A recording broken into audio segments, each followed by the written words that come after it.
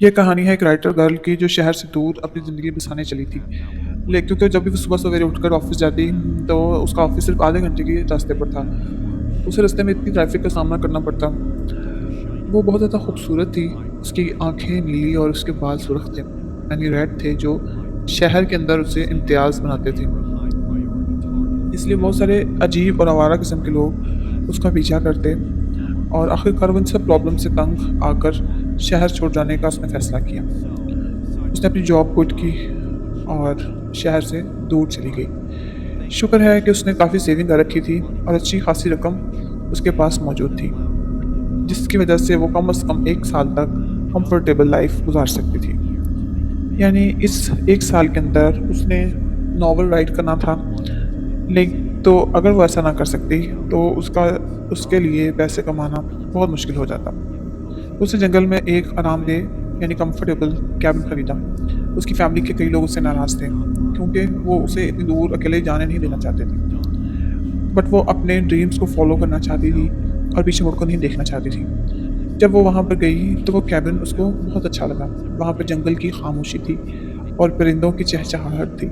वहाँ उसे कोई तंग करने वाला ना था। पहले चंद हफ़्ते उसको बहुत मज़ा आया। वो रोज़ हज़ारों वर्ड्स लिखती, छोटी-छोटी कहानियाँ टाइप करती और अब वो एक बड़े से नॉवल पर काम कर रही थी। लिखने के ब्रेक के दौरान वो अपनी जंगल के इर्द-गिर्द जगह पर चहलकदमी भी किया करती थी।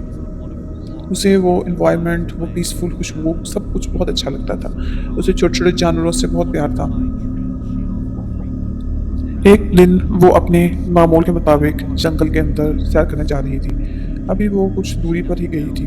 उसे एहसास हुआ कि वो गलत रास्ते पर निकल आई है। इस रास्ते पर वो पहले कभी भी ना गई थी। अचानक उसको एक अजीब-सी चीज़ नज़र आई। वो एक खोपड़ी थी, जो कि किसी हिरन यानी डियर की थी।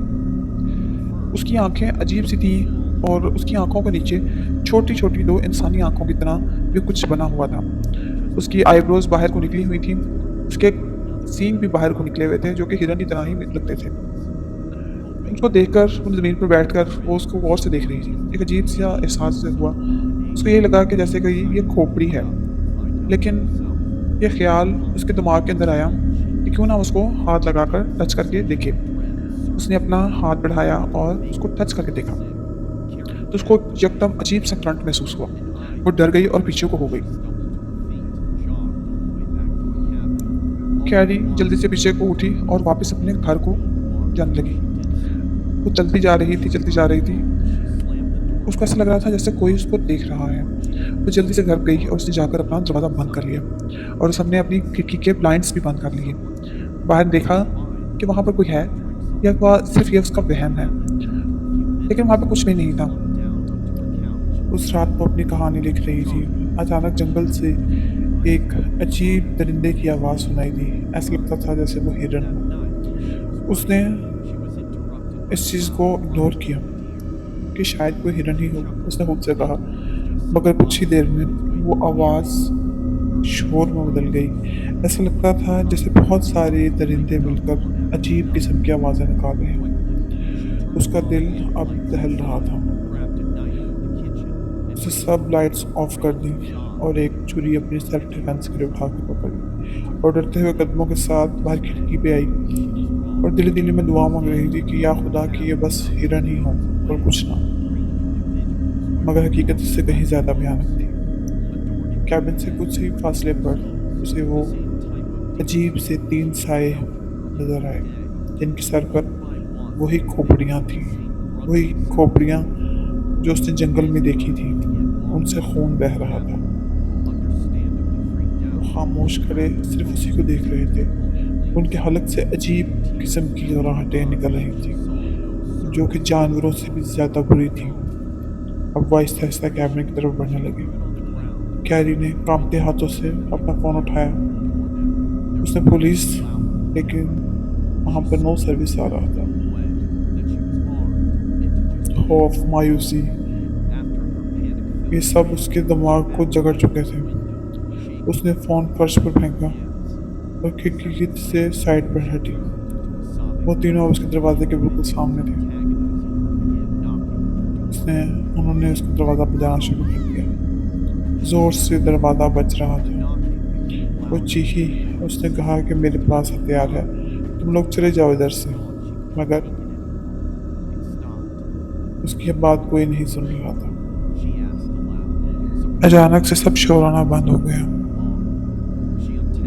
लेकिन फिर मेटल की एक बड़ी छत की आवाज़ आई और उसके दरवाजे का नॉब ज़मीन पर जा गिरा। दरवाज़ा खुद ही खुलता चला गया और उधर बाहर अंधेरे में उसे एक अजीब सा साया नजर आया। सबसे खौफनाक उसकी आंखों में अजीब सी चमक थी और चेहरे पर वही हिरन की खोपड़ी का नकाब। कैरी ने छुरी उसकी तरफ घुमाई कि रुक जाओ वरना मैं तुम्हें कत्ल कर दूंगी, मगर वो खामोशी से बाजू फैलाए उसकी तरफ बढ़ रहा था। कैरी ने आखिरी हिम्मत जमा की और छुरी से इस पर झपटी, मगर उसने कैरी का हाथ एक झटके से परे फेंका और उसके पेट पर इतने जोर से मुक्का मारा कि वो साइड पे जा गिरी और बेहोश हो गई। उन तीनों ने कुर्सी खींच कर उसे कमरे के दरमियान में रखा और उस पे कैरी को बांध दिया। कुछ देर बाद कैरी को जब होश आया, उसकी धड़कनें बेतरतीब थी। खौफ के मारे उसको सांस भी नहीं आ रहा था। उस विच को इस तमाम चीज़ों से नफरत है। उनमें से एक ने इसे कोशिश की।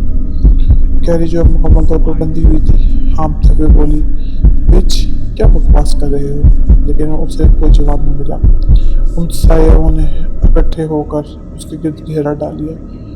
वो अजीब सी जुबान में कुछ बोलते जा रहे थे और इर्द गिर्द घूमते जा रहे थे। कैरी खौफ से उनकी तरफ देख रही थी कि वो क्या कर रहे हैं कि अचानक एक खौफनाक ड्रम की आवाज़ आई और नामालूम कहाँ से जंगल के सामने हलचल हुई। दरख्त जोर से हिलने लगे और ज़मीन कँपकँपाने लगी और फिर एक साया नमूदार हुआ। वो लंबा इंसानी कद से कहीं बड़ा साया, वो उसके चेहरे पर गोश्त में था। उस मखलूक के लंबे लंबे नाखून ऐसे थे, ऐसा लगता था जैसे वो अभी कैरी को चीर फाड़ कर खा जाएगी। उन तीनों ने उसे देखा और झुक गए कि विच हाजिर हो गई।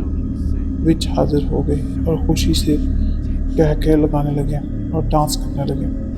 कैरी अब पागल होने वाली थी। खौफ से उसका बहुत बुरा हाल था। उस साय ने अपने लंबे खूंखार नाखूनों वाले हाथ से इशारा किया और कैरी का जिस्म हवा में मुअल्लक हो गया। उसे ऐसे लगा जैसे उसे किसी बहुत ही ना देखने वाली कुव्वत ने जकड़ लिया हो। वो चीखना चाहती थी, वो अपने आप को आज़ाद करवा कर भागना चाहती थी। वो मदद मांगना चाहती थी, मगर उसकी ज़ुबान ऐसे जैसे उस पर ताला लग गया हो। तुम्हें चुन लिया गया है। ऐसा लगा जैसे ये आवाज़ किसी गहरे कुएं से आई थी। और फिर उस खौफनाक आदमी ने अपनी 3 पंजे-नुमा उंगलियां उसके कंधों पर रखी और अपने खौफनाक खूंखार नाखून उसके कंधों में चुभो दिए। कैरी दर्द से चिल्लाई, लेकिन वो उसे छोड़ने वाला नहीं था। इसके बाद हर तरफ अंधेरा छा गया। कैरी का कैबिन अब किसी ने येलो टेप के साथ नो एंट्री एरिया बना दिया था। डिटेक्टिव विटकन्स उसके अंदर जाने के लिए आते हैं और अंदर जाते हैं। अंदर जाकर वो जो मंजर देखते हैं वो इंतहाई खौफनाक था और इतना कबीह और दर्दनाक था कि उसे देखकर ही उल्टी आ रही। कमरे के बिल्कुल बीचों बीच कैरी एक चेयर पर बैठी थी। उसके सर पर फूलों का ताज था और उसके मुंह में बैरिस भरी हुई थी। सबसे खौफनाक और दर्दनाक बात तो ये थी कि उसके दोनों बाजू किसी ने उतार लिए थे और उनसे खून गिर गिर कर नीचे खून का तालाब बना हुआ था।